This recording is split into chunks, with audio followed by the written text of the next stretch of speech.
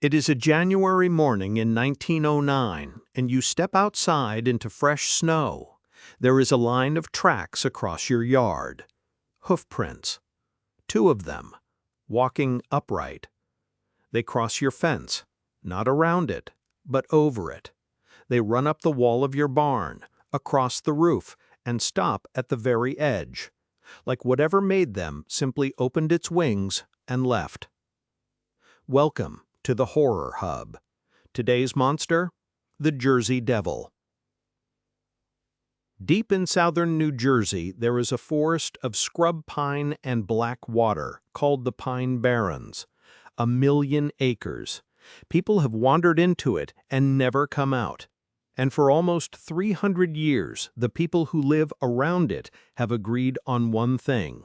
Something lives in there. They call it the Jersey Devil. The story starts in 1735 at a place called Leeds Point.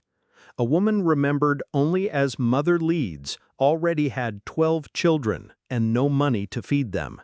So when she learned a 13th was coming, she said the words you are never supposed to say. Let this one be the devil. Careful what you wish for. On a storming night, with the wind screaming outside, the 13th child was born, and for one quiet moment it was a perfectly normal baby. Then it began to change.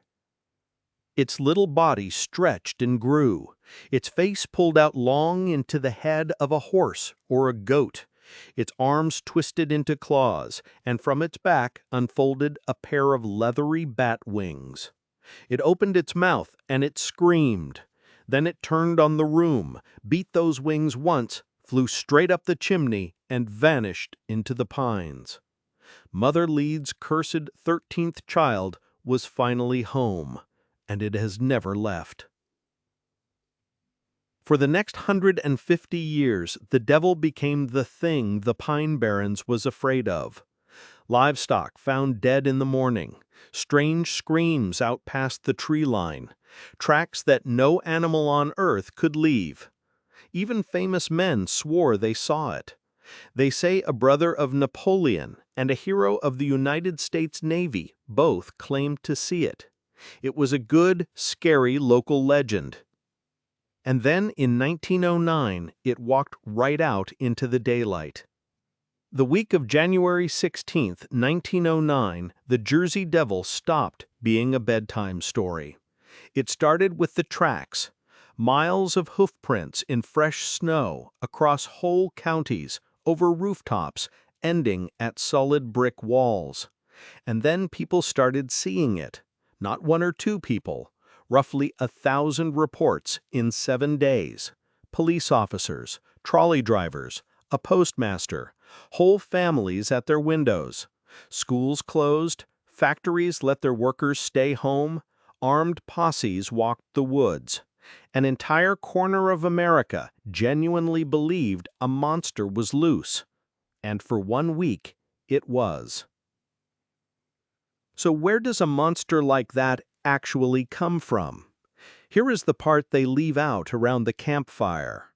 The Jersey Devil was not born in a cabin in 1735. It was born in a print shop, and it started as an insult. There was a real Leeds family. A man named Daniel Leeds published an almanac in colonial New Jersey full of astrology, which his fellow Quakers said was the work of the devil himself.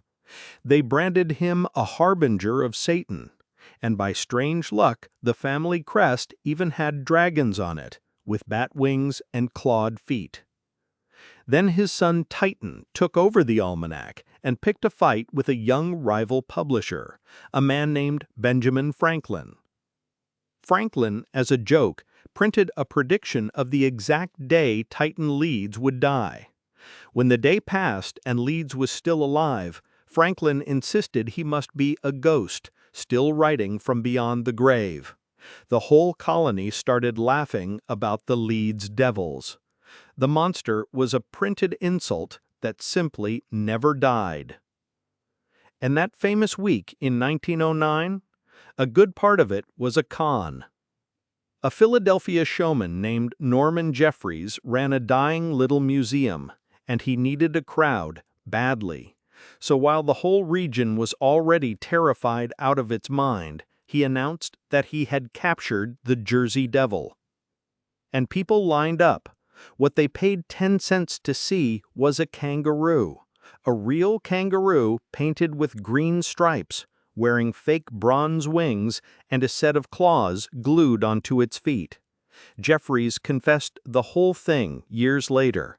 The devil that emptied the schools was in part a rented kangaroo in a costume.